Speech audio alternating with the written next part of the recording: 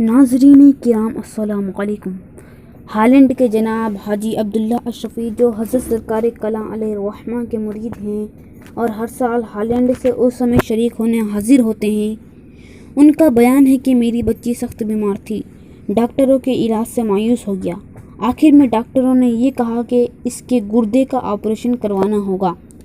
بچی اس حالت میں تھی کہ اس کے بچنے کی امید نہیں تھی اور میں اس کی صحت سے مایوس ہو چکا تھا۔ ایک دن بچی کی حالت زیادہ بگڑ گئی، تکلیف کی شدت سے وہ بستر پر لوٹ رہی تھی، کسی کروٹ اسے چین نہیں مل رہا تھا، گھر کے لوگ اس کے پاس بیٹھے رو رہے تھے۔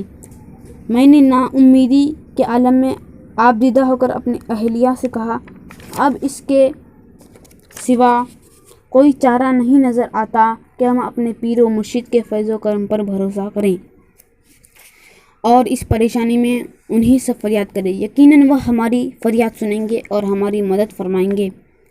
ہم نے اپنے پیر و مرشد کی جانب لو لگائی اور اپنی بیتی سنائی۔ اسی وقت اچانک میں نے دیکھا کہ آپ ہمارے کمرے میں تشریف لائے اور اپنے عصا مبارک سے اشارہ فرمایا اور کہا، گھبرانے کی بات نہیں ہے، ابھی تھوڑی دیر میں بچی صحت مند ہو جائے گی، اور نگاہوں سے غائب ہو گئے۔ خدا گواہ ہے کہ پلک جھپکتے ہی اچانک میری بچی جو بستر پر لوٹ رہی تھی اٹھ بیٹھی اور کہنے لگی کہ میری ساری تکلیف ختم ہو گئی، ایسا لگتا ہے جیسے کسی نے میری ساری تکلیف کو سلب فرما لیا ہے۔